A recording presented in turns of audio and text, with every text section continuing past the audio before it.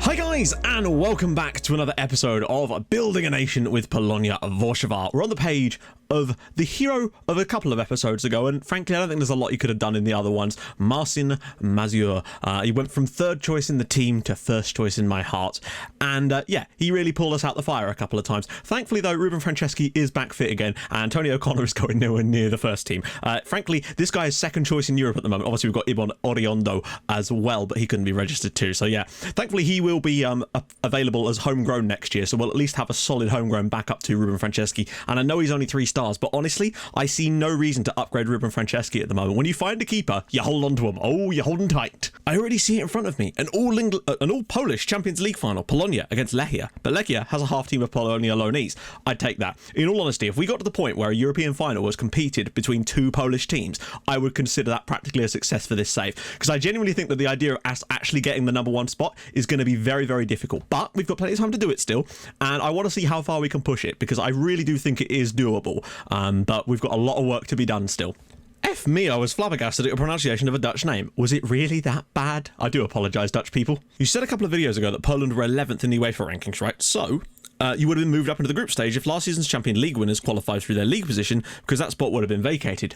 There we go. So turns out it wasn't a glitch, it's actually just a thing, which means, because that happens quite regularly, that the team that wins the Champions League probably also qualifies via the league, unless weird scenarios. So that means that even us being in 11th, we should be able to hold on to that group stage spot for a few seasons to come, just until we can get back up, because next season, unfortunately, we're still going to be in that same situation.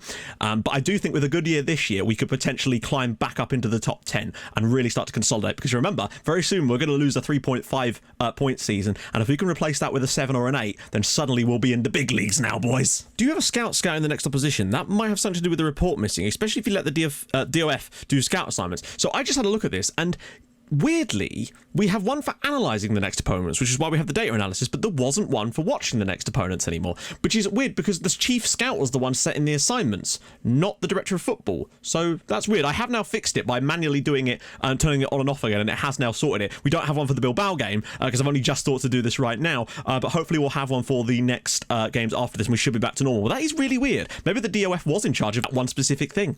Right then, couple of games off camera, and then oh boy, it's big time. It's Bilbao. Everything is on the line here. But in the league lately, we've actually been very, very good. A 3-0 victory again at home against Katowice. So they basically did nothing. We're looking much stronger defensively again, which is nice. Mazur kept a clean sheet, which is very good. Goals from Victor Hugo. Yes, I've changed his name. Mateusz Zwigar from the penalty spot, and Christopher Howell-Lervik, assisted by Big Zviggy, Zviggy Stardust, as many people are quite enjoying that nickname. Now, I'm enjoying that too. Someone asked about Blazer Lisek. He's not gone off the rails of having a poor season as much, as I'm not actually playing him that much yet. I'm giving Victor Hugo a lot of time in the team to keep him, because he is doing well, and I'm playing Lisek in games when I'm resting Victor Hugo, because he is still young, and we don't want to, rush him into the team too quickly, but I am going to give him lots and lots of game time this season. Do not worry about that. And he has got goals for us too. In fact, he got a goal against Lechia in the cup, an equaliser, but it was unfortunate. I think this was a pretty tight game, maybe a little bit unlucky to lose. I don't know. They did create some good chances though. They went in front very early on. We equalised through Lisek, but they got a penalty, which was frustrating, and which they dispatched duly. Lisek was still man of the match though, in a match we lost 2-1. And then back in the league, a thunderous 4-0 trashing of the bottom side. They did go down to 10 men in the first half too. Goal from Zwigar, one from Gorosito, one for Ernesto Peralta, and a Victor Hugo penalty to wrap up the match nicely for us, 4-0. And that leaves us 7 points clear at the top of the league over Lech, Poznan, but when you look behind that, they are 11 points clear of third place Legia. The gap between, there's basically top spot is sewn up, and second spot is looking even more sewn up at the moment. It's crazy, the gap. Lech are basically putting on a title-winning performance this season, and yet they're 7 points off the top because of us. The other thing I'm looking at is this lad here. I've only just started scouting him. Or I have definitely clicked that before. He's already got 6 Man of the Match awards for Pogon this year. He's a 26-year-old Pole. He looks kind of interesting, and I'm concerned that he might leave the league. So what I'm considering is the idea of maybe, if another team puts a bid in for him, a foreign club, I might go and put a bid in for him myself, but with like a 2-year loan back clause, and like as many clauses to give them money on the deal as physically possible. Just to try and keep him in Poland, basically, because I want to try and keep these players domesticated, so to speak. So yeah, let me know what you think about that, because I'm concerned he will leave. Right, it's time. We've got to get into this now. Bilbao. All the games are off at the same time. Inter. We just need Inter to not beat City, really. And let's just look at the match preview so we can see this properly. So they're 1 point above us. If we win, then we will probably get second spot unless Inter win, because if Inter draw, it's not going to be enough for them. A draw here will be enough to get us third, but we really need the victory, and I think we're capable of it, but these guys did beat City, so there is still that. I still think we're in a good spot despite the -6 goal difference and that weird result. So, unfortunately, Zviggy picked up a slight knock, which is a pain in the arse, which means that my man Kevin is probably going to have to come in. Not that that's a bad thing. Kev's actually done really well, and you'll notice he is now not complaining so much anymore too, which is really nice. So, I'm going to go with that lineup pretty much. Peralta, Kevin, Godosito, Victor Hugo, Garcia, Silva. Kande's still out, unfortunately. So, Yamrog is in there with Jake Hughes and Freitas. Who do we fancy? Yeah, I think Jake Hughes. Just looking at the average ratings, Freitas has been an absolute god.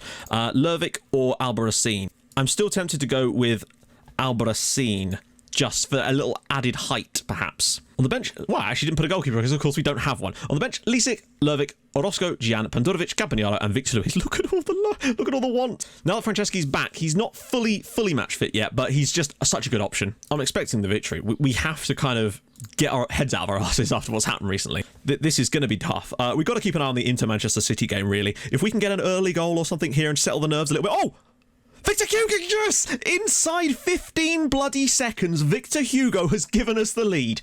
I mean, you couldn't have asked for a better start to the match. They've not touched the ball yet. We've had 100% possession. They've just allowed Peralta to waltz through, take a deep cross, and there's Victor Hugo, really tight angle, whips it in at the near post. His 8th of the season. We're already in front, and that is all we need.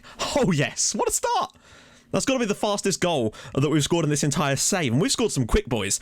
Alvarez, oh, God, no. Oh, and that right there is Ruben Franceschi at his best. Bilbao are actually starting pretty strongly here. No! Oh, what a start. And Inter are winning. Sergio Jimenez has scored for Inter. Imagine if we went out. They're playing with more freedom. That's fine, but we've got to make sure that we try and limit their freedom a little bit. No! Oh, Yamrog made a huge error at the back post there, and we've got away with it, but we are still winning. And Manchester City have equalised. Kylian Mbappe, just before half-time, levels things up here. Or not here, in there, rather. We have really not played that well so far. Opening goal, sure, but since then, nothing. -5 here in Warszawa. At the moment, we're headed through with Victor Hugo's goal, but this is on a knife edge right now. Martinez is getting a lot of the ball, as is this Anguisse guy. I've tried this in a couple of the league games when situations are like this, and I've actually tried just buffing up the line of engagement a tiny bit. It encourages them to play aimless long balls. Now, occasionally, one of them will go through just out of pure luck, but generally speaking, it does the job. Let's just keep going. Oh, Inter are back in front again. Talente, of all people, has bloody scored. It's 2-1 to Inter now. Ah, Jesus Christ. Man City, guys, why couldn't they go easy against us since they've clearly done that against the other two? Franceschi, I'm going to get him to distribute a bit differently now, just to try and get some of that ball further forward. Kevin's in here. Can he get the...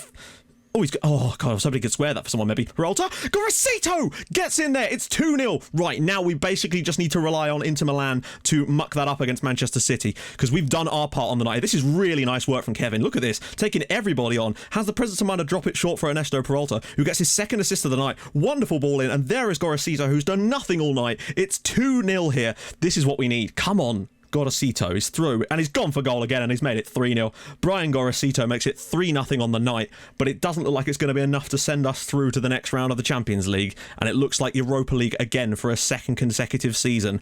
That's poor. Gorosito really come out of nowhere in this game, hasn't done much, and in the second half has now scored a brace, and is probably going to get man of the match foul. The thing is, the way they're playing is actually playing into our hands. Gorosito's through again. Very yes, Manchester City, 83rd minute. Moussa Dembele has equalised for City. That could be the goal that sends us through, and we deserve it based on the way we played tonight. A 3-0 victory so far, and Gorosito's been sensational. Is Lisic, can he pull it through for someone? He does. Jan saved at the far post. We've been much better in this second half. Here he is. Go on, Blazy, have a little run at them. Oh, hang on. No. Oh, he's got it. Lisic's in. Good save from Garcia. What a second half performance, by the way. Just a few minutes to hang on. Lisic's ball. Silva's header. And it's in the back of the net. It's Alberto Freitas, and we're 4-0 up now against Athletic Bilbao. That is something else. Diego Silva with the header of all things. Wow. Where has this come from? This was barely... We were barely in this game at half, and what a header this is from Silva. Bounces down, and Freitas just nods it over the line from the goal line. His 4th goal of the season. We can't celebrate until that fat lady has sung in the City game. But I feel like we've definitely deserved to go through based on this second half performance alone.